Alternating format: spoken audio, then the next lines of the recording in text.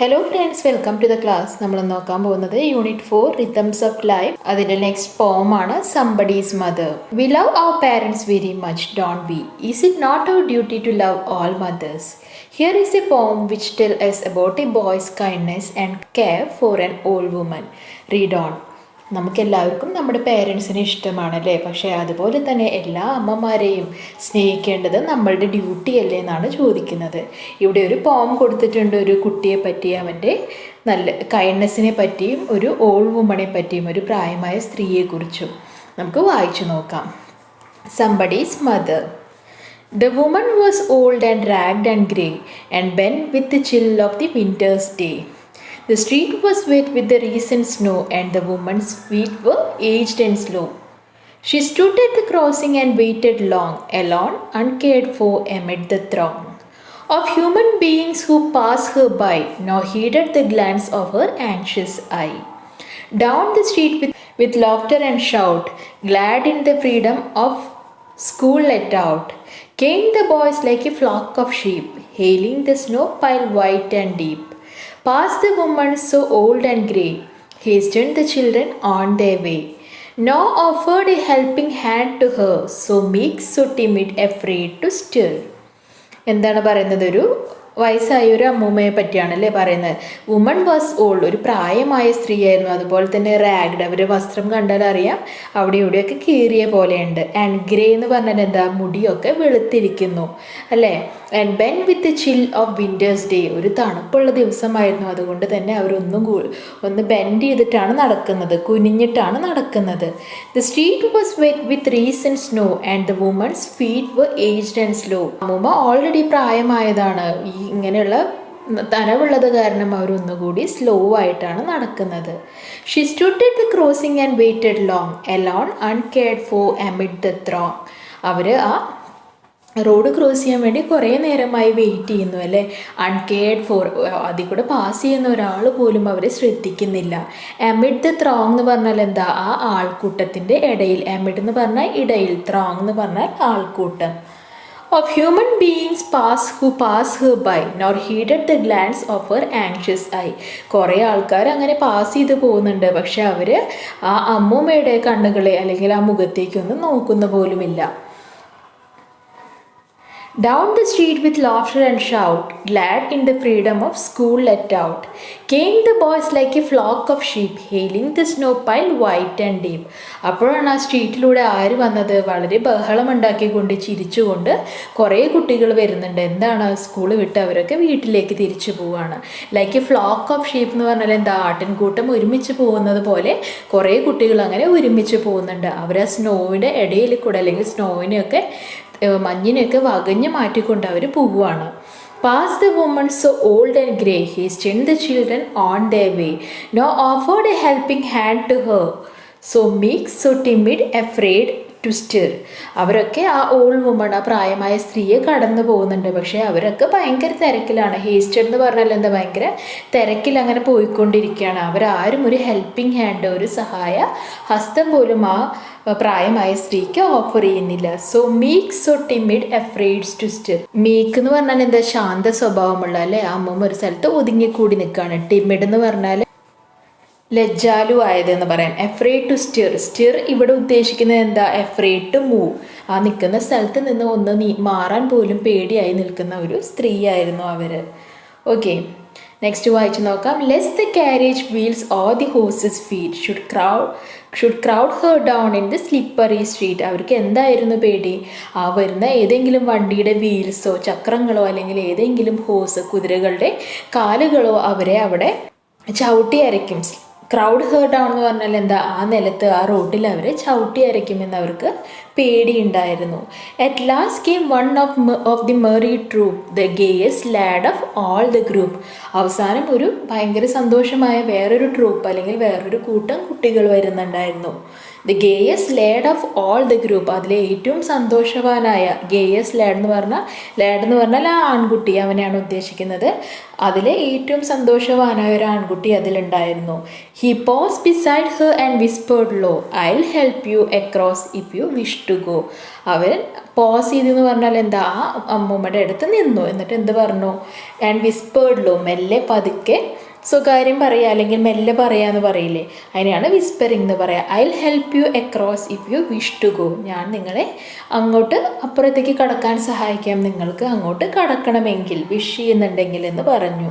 Her aged hand on his strong young arm she placed and so without hurt or harm he guided her trembling feet along, proud that his arms were firm and strong.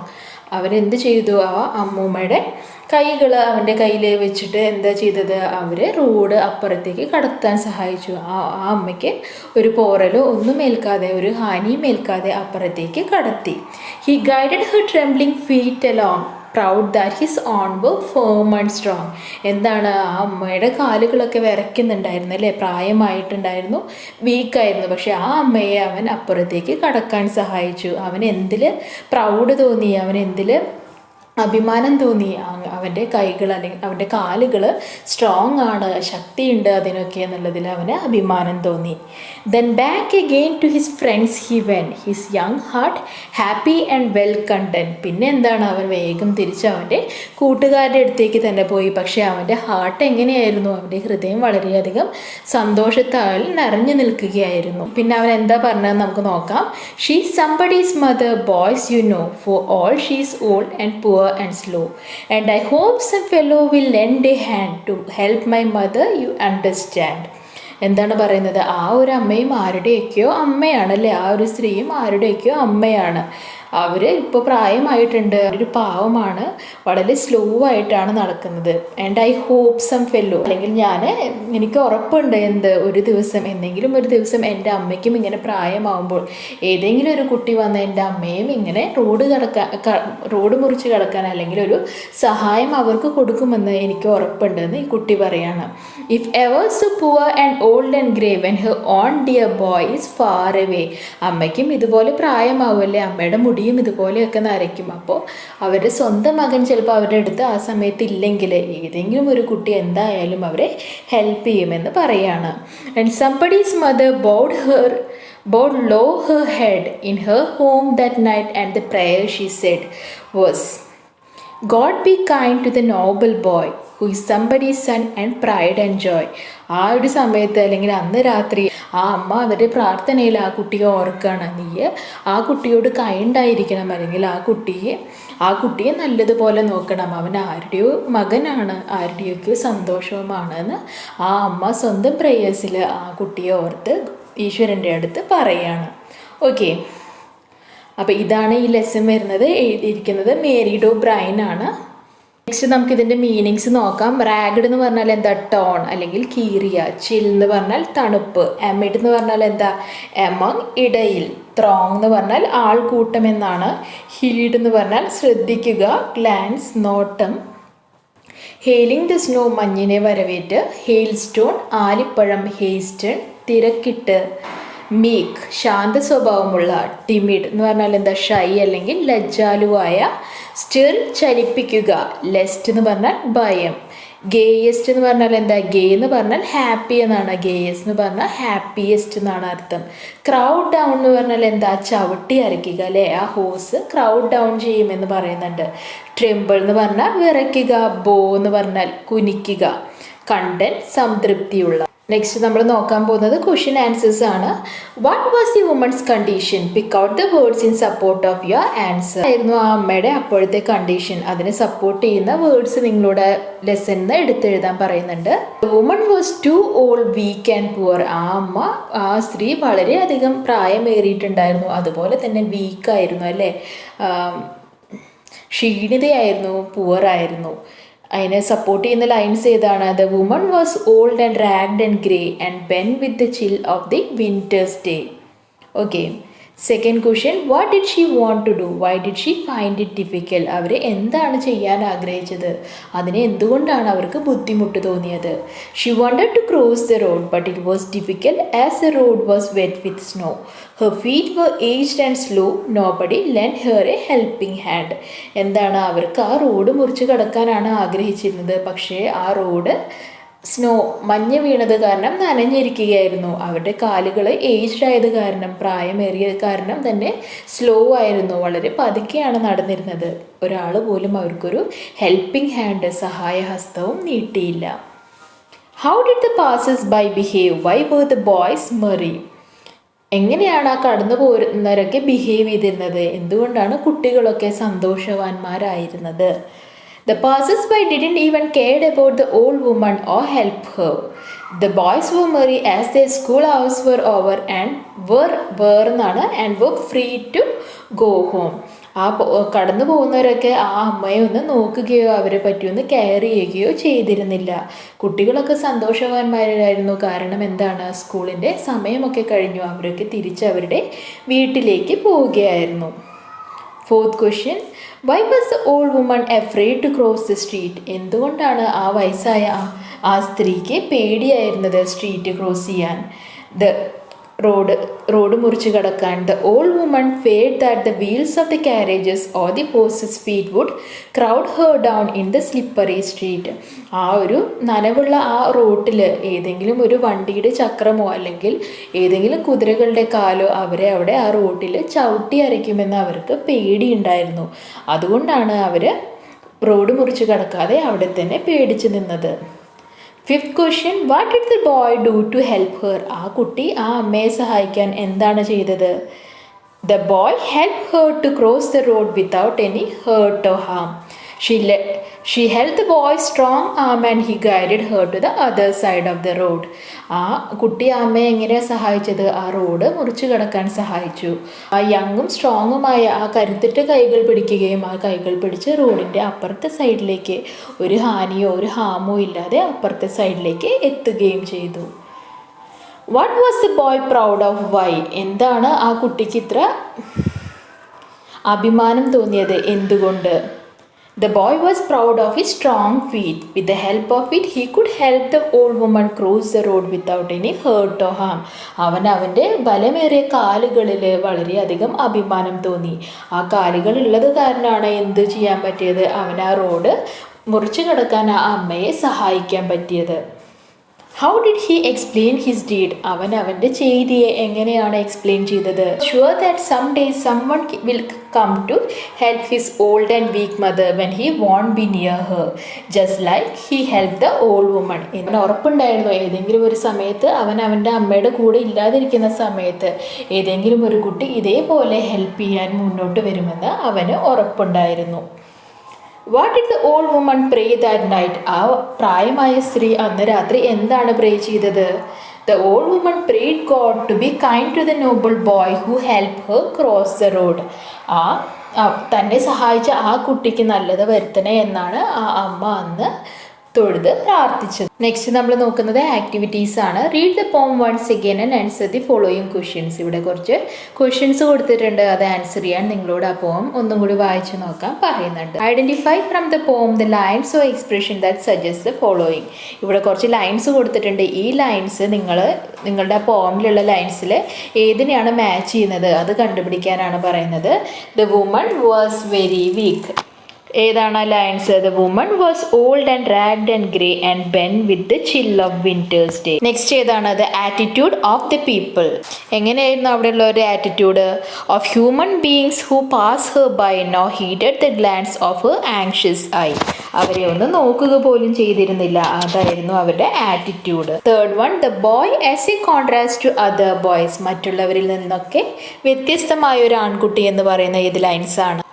ഈ lines ആണ്. At last came one of the merry troop, the gayest lad of all the group. നാലാമത്തെ ഏതാണ്? The noble character of the boy. Third lo, I will help you across if you wish to go. പിന്നെ ഇത് കൂടി എഴുതാം നമുക്ക്. He guided her trembling feet along. അടുത്ത question വരുന്നത് the boy's concern for his own mother. ഏതൊക്കെ lines നമുക്ക് എഴുതാൻ വേണ്ട? I hope some fellow will lent a hand to help my mother, you understand. If I was so poor and old and grey when her own dear boy it's far away. Next ചെയ്താൽ വരുന്നത് the old woman's love for the boy. 3, അവരുടെ സ്നേഹം എങ്ങനെയാണ് കാണിക്കുന്നത്? And somebody's mother bowed low her head in her home that night and the prayer she said was, God be kind to the noble boy who is somebody's son and pride and joy. അപ്പോൾ അത് നമുക്ക് എഴുതാം. Second question എന്താ? Look at the line. Nor offered a helping hand to her. The sound of the letter H is repeated in the words helping hand and her. This kind of repetition of consonantal sounds is called alliteration. Alliteration നിങ്ങൾ already പഠിച്ചതാണല്ലേ. ഒരേ ലൈനിൽ ഒരേ sounding words helping, hand, her ഇങ്ങനെയൊക്കെ repeat ചെയ്യുകയാണെങ്കിൽ അതിന് നമ്മൾ എന്ത് പറയും? ആലിട്രേഷൻ എന്ന് പറയും. നമുക്ക് കൂടുതൽ എക്സാമ്പിൾസ് കാണാം ഈ ലെസണിൽ നിന്ന്. ഏതൊക്കെ പറയാം നമുക്ക് ജസ്റ്റ് എക്സാമ്പിൾ നോക്കാം. സ്ട്രീറ്റ്, സ്നോ ഇതൊക്കെ എക്സാമ്പിളാണ്. അതുപോലെ തന്നെ എന്താണ്? And, aged, headed, her, street, shout, so, stir, hurt, harm അല്ലേ?